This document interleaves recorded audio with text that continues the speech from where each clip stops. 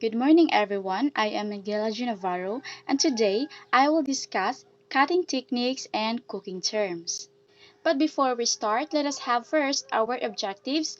At the end of the lesson, the learners must have identified the basic cutting techniques in cooking, analyzed the cooking terms in preparing foods, demonstrated the basic cutting techniques in cooking, and value the importance of cutting techniques in preparing a recipe.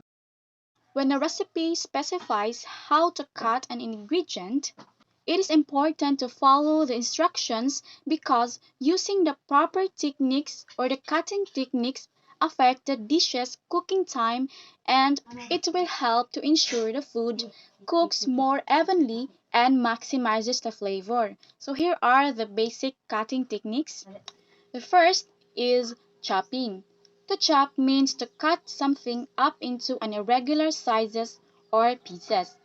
Chopping is a very quick and easy technique because you don't have to worry about its uniformity of the ingredients.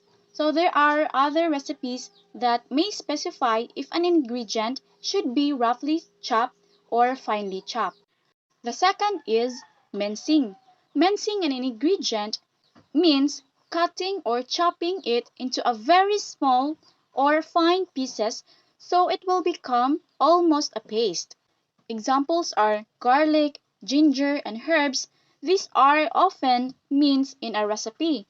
The finer you mince, the more flavorful your dish will be because mincing helps release flavor and disperse it through a dish. Next is slicing.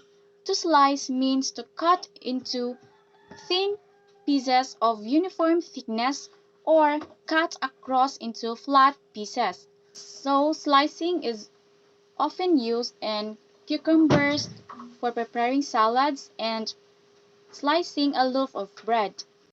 Next is dicing. So unlike chopping, diced ingredients should be uniform in size and shape. So in cutting, first lengthwise and then crosswise to make it cubes. Next is diagonal slicing. In diagonal cutting, the knife enters at a 45 degrees angle. So this method reduces cooking time because more surface is exposed to ensuring tenderness and attractive. The last is julienne strips. To julienne ingredients means to cut them into a long thin strips just like the shape of a matchstick. It is often used for carrots, courgettes, and other veggies that can be eaten raw in a salads, or for dishes when an ingredient need to be cooked quickly like a stir fry. So those are the 6 basic cutting techniques. Now, let's proceed to the cooking terms. So why do we need to know the terms in cooking? So basically, knowing the terminologies used in cooking is a good starting point of wanting to get into the kitchen and preparing recipes that is put into practice. In short, cooking terms are important because they provide a common language for cooks. It also helps us to determine what is the proper or what is the best cooking method in a certain recipe. The first term is bake. To bake, it is anything food or these are the foods that are cooked in an oven. Next is barbecue. It is a based meat from time to time with a highly seasoned sauce as it cooked by direct heat over a coals or in an oven or under a broiler. The third is baste.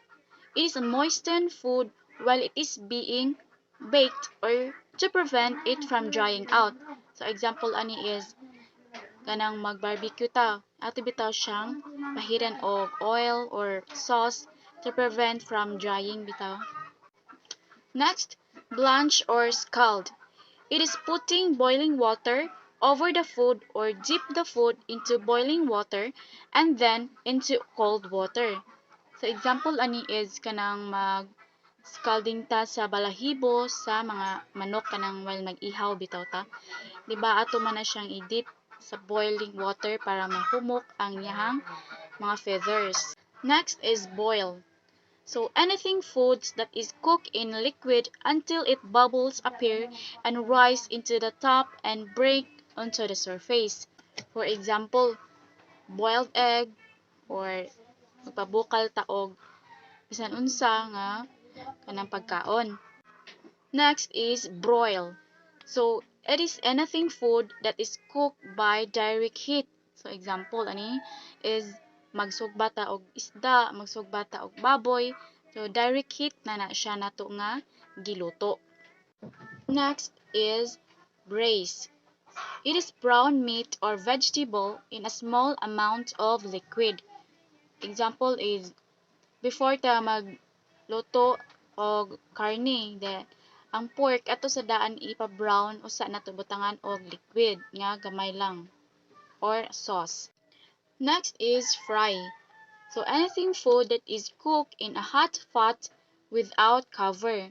So example is mag-fry ta og fish, chicken gamit ang fat which is vegetable oil, butter, or margarine. Next is fricassee. So anything food that is cooked by braising. So braising is before ta magluto og usa ka recipe, ang atong ingredient is i-brown siya daan, which is after butangan na nato siya og sauce or spices. Next is melt. It is changing a solid to liquid by boiling. There is another way to melt a solid food, which is example melting butter, melting margarine in a frying pan. Next is poach. Cook food in hot liquid just below the boiling point. Example is poaching an egg. So nagboil gihapon ni siya but below boiling point ra. Next is roast. It is cooking meat or poultry that is uncovered in an oven without added moisture. Example ani is roasted chicken, roasted beef, which is wala nato siya giadan og oil or gipahira nato og oil or sauce.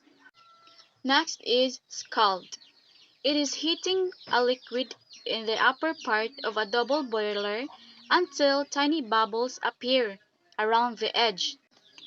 Next is steam. It is cooking food by steam in a covered steamer rather than in boiling water. Next is steep.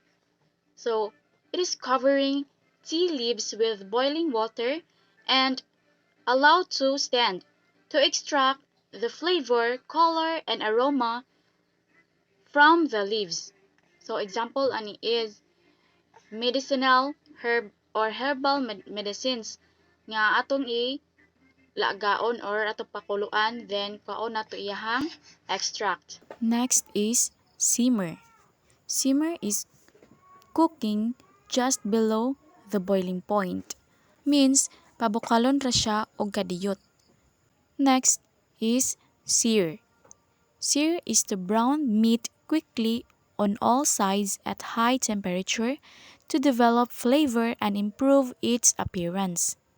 So searing is a cooking technique that exposes ingredients, typically sa mga meat, to a high temperature to create a crisp browning on the outside which enhances flavor with a small amount of oil, butter, or fat. And the last term is stew. Cook food for a long time in a small amount of liquid at simmering temperature. Example na mga dish ani is mga Filipino dish, pinakbet, menudo, kare-kare, caldereta, or any dish na dugay lutoon which is small amount ra ang iyang liquid. Again, this is Miguela Navarro, and that's all for my discussion. Thank you for listening.